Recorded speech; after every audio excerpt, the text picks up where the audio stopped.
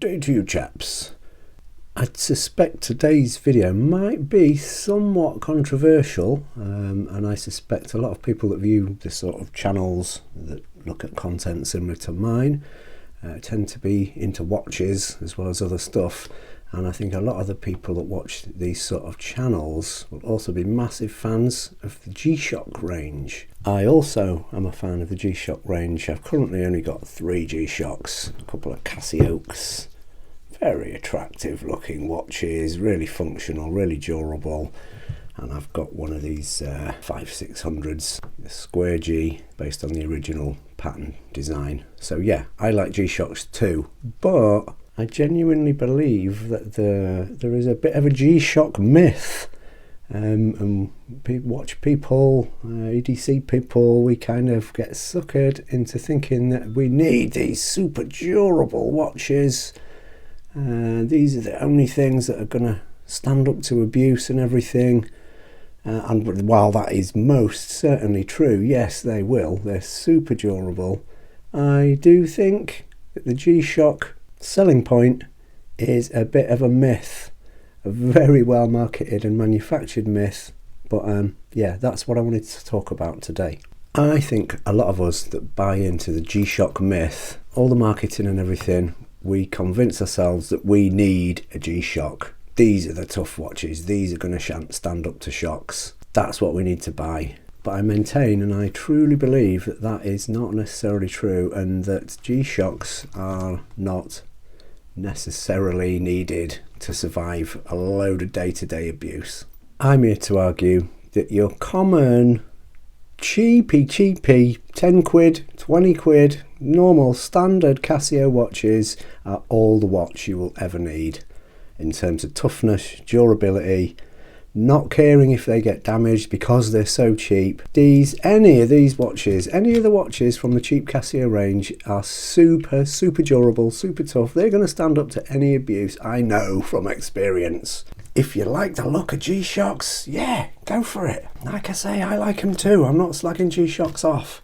But for a little knockabout, tough watch, any of these will be absolutely fine. Let me explain. So I used to be a tiler for many years, a few years ago now, but I used to wear a watch during tiling, and I would wear either a Casio F91, not these particular ones, these are ones I've bought afterwards, but an F91, you can still buy those for $10.99 on Amazon as of February 2023. I used to use this one sometimes. That is a W59. Again, these are about 17 quid, I think, when I last checked on Amazon. A W86, I've got loads of these. I think these are a real winner. Great.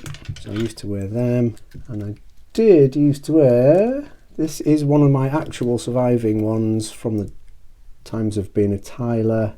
This is a W102. The other F91 that I used to wear tiling, I actually smashed it up in a prank with my tiling buddy.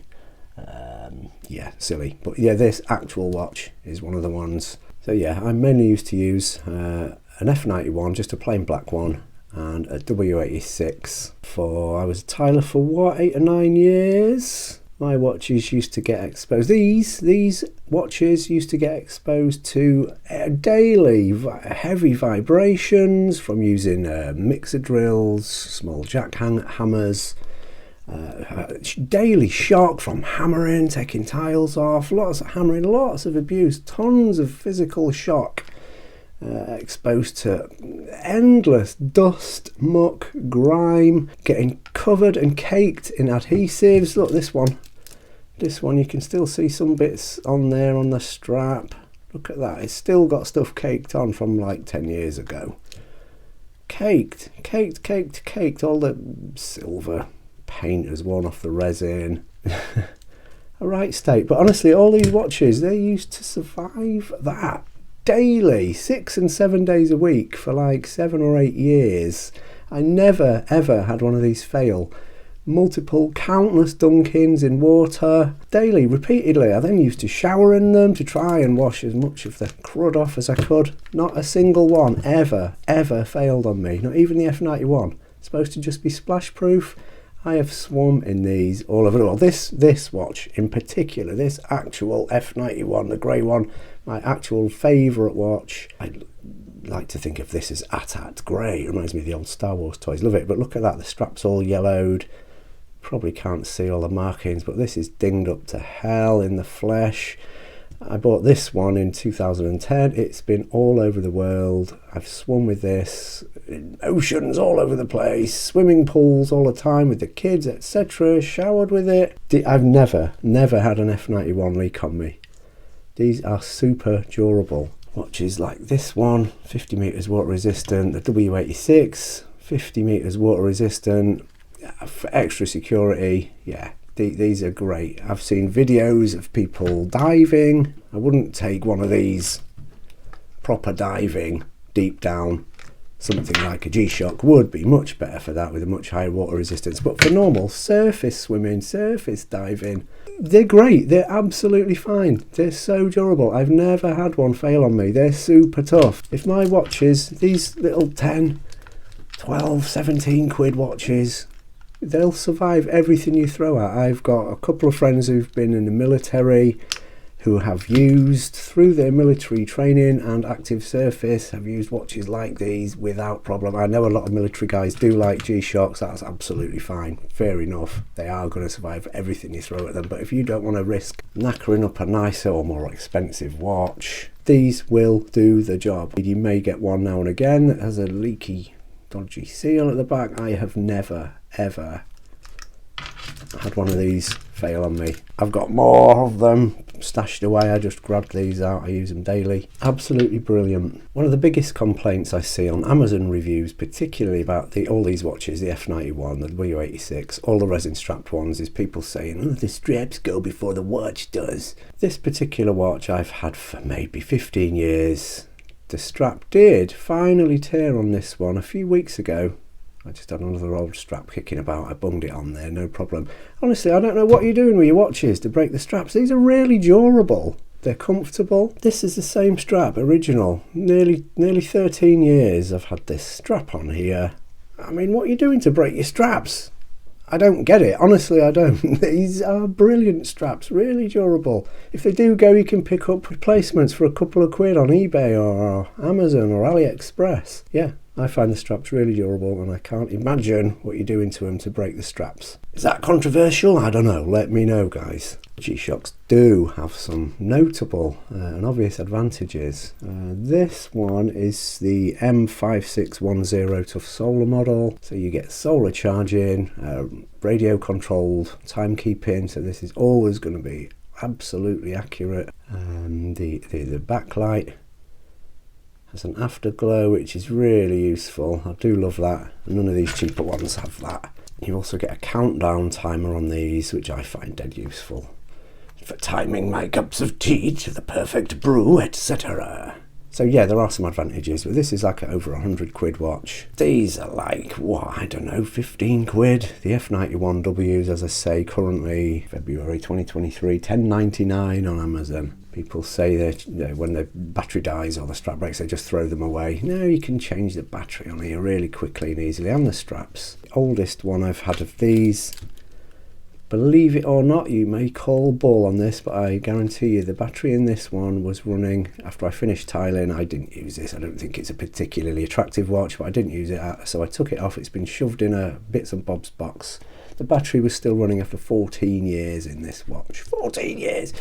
So for a kickabout daily beater watch, if you like a G-Shock, go for it. If you don't want to spend that money and you don't want to worry if you're going to scratch up, knacker your watch, it's going to stand up to all the abuse you can realistically throw at it, these are perfect, the best. The other issue I have with a lot of G-Shocks is I think they're pig ugly and massive. I hate massive watches. The Casio there, that is about as big as a watch face I would want to go. A rough measure, that's about a 45mm case width. That is definitely as big as I'd want to go. Some of the watches, 50 odd millimetres wide, I think they look ridiculous. Again, shoot me down if you don't agree, that's fine. I only think they look acceptable on military personnel. A lot of the G-Shocks are pig ugly in my opinion. Too massive and bulky and just a bit unnecessary. If I could only choose one watch to survive the apocalypse or something, yeah, I'd probably take something like this. Although, in 10 years when the solar battery's dead, then what? At least with these you can find a battery and replace it. Interesting. But yeah, you don't just need to take my opinion and my word on this either. There are quite a few videos on YouTube. As you could search for Casio torture test.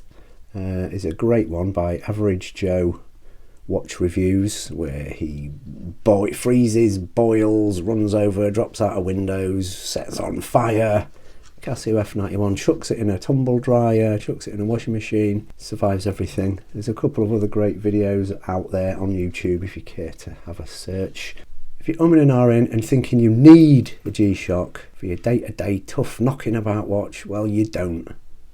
An F91, a W86, any of these cheapies are super duper tough. I absolutely love them. Is that a bit controversial? I don't know. Like I say, don't get me wrong, I do like G-Shocks, but they're a bit big, they're a bit bulky. These are super slim, super light, super cheap, super durable. Go for one of these, I say. Love to hear your input on this one, guys. Thank you. Thanks for watching. Hope you're all doing all right. See you later.